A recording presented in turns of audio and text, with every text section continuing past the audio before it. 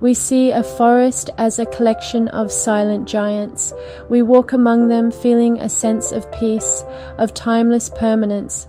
We see the soil beneath them as simple dirt, a passive foundation for the life we can see. But this perception is a profound illusion. Beneath our feet, in the dark and quiet earth, there is a conversation taking place, a constant, dynamic exchange of information and resources conducted in a language we are only just beginning to understand. It's a world not of silent individuals, but of a deeply connected community, a hidden superorganism humming with an intelligence that dwarfs our own.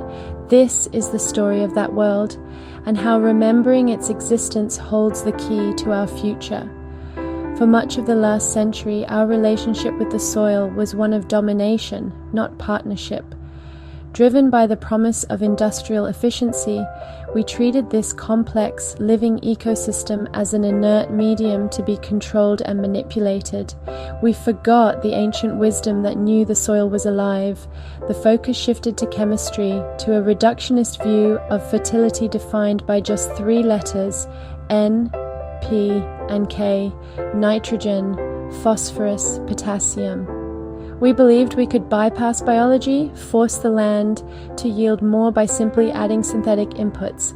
The soil became a mere container, a sterile substrate to hold a plant's roots while we fed it a chemical diet. In this new paradigm, the intricate web of life, the bacteria, the archaea, the fungi, the protozoa, the nematodes, the earthworms, were seen not as allies, but as irrelevant, or worse, as pests to be eliminated. We forgot that for millions of years, life had thrived without us, and so we waged war on the very foundation of life. With heavy machinery, we broke its delicate structure, compacting the earth until it could no longer breathe or hold water.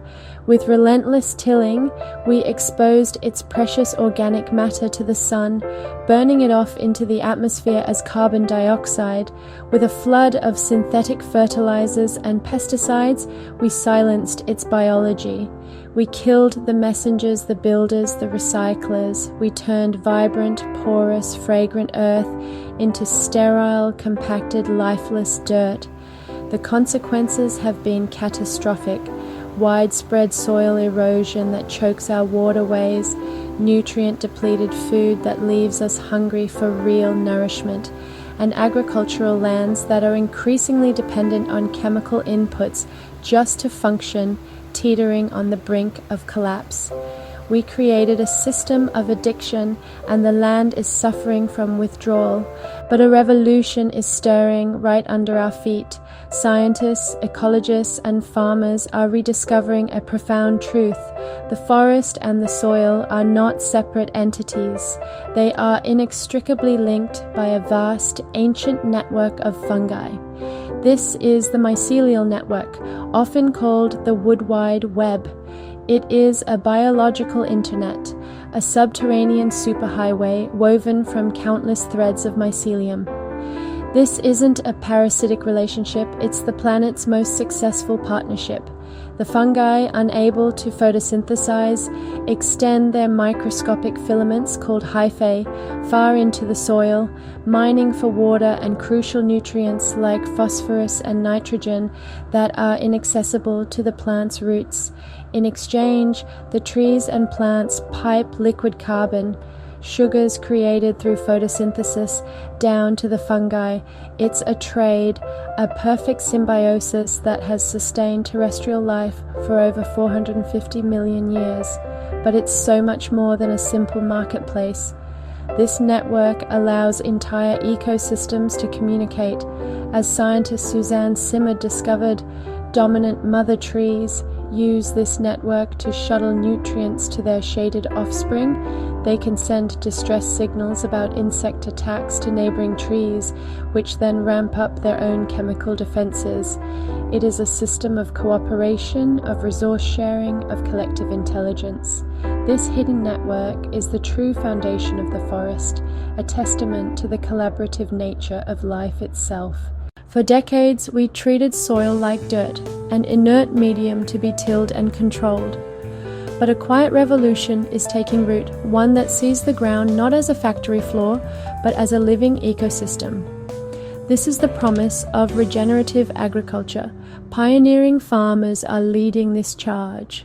Turning their backs on the plow, they keep the soil covered at all times, protecting it with a blanket of cover crops that shield it from sun and rain, preventing precious topsoil from washing away. Instead of vast, sterile monocultures, they plant a diverse tapestry of species, each one contributing a unique gift to the soil community, creating a resilient and self-fertilizing system. They are not just growers, they are ecosystem architects rebuilding the intricate web of life beneath their feet. In doing so, they are unlocking one of our greatest allies against climate change. Every plant is a small miracle pulling carbon dioxide from the atmosphere, but the real magic happens underground. Plants convert that carbon into liquid sugars, pumping them down through their roots as an offering, a payment to the microbial world. This is where the ancient partnership comes alive. The vast mycelial network receives this liquid carbon. In return, its fungal threads act as a superhighway, bringing back water and nutrients the plant couldn't reach on its own. This symbiotic exchange doesn't just feed the plant, it builds the soil. The fungi use this carbon to create glomalin, a miraculous substance that glues soil particles together, creating stable structures that hold water and lock carbon safely away from the atmosphere. This is a natural carbon pump, a planetary operating system perfected over millions of years, waiting for us to work with it once more.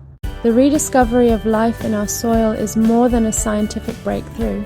It's the unveiling of a hidden cosmos, a sprawling, intelligent network teeming with billions of microorganisms. Beneath our very feet, intricate threads of mycelium connect entire ecosystems, sharing nutrients and information in a silent, ancient dialogue.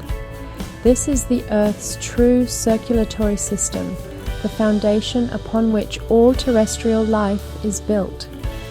This newfound understanding is an invitation to shift from a mindset of extraction to one of deep partnership, to see the soil not as an inert medium to be exploited, but as a living entity deserving of our care. This partnership means trading the plow for cover crops, chemical inputs for rich compost, and monocultures for diverse, resilient ecosystems that mimic nature's own genius. It's a call to become not just inhabitants of the earth, but its dedicated caretakers, actively participating in the regeneration of our planet, healing the land one handful of living soil at a time. This is the promise, a future where our farms are vibrant ecosystems, our food is deeply nourishing, and our legacy is one of restoration, not depletion.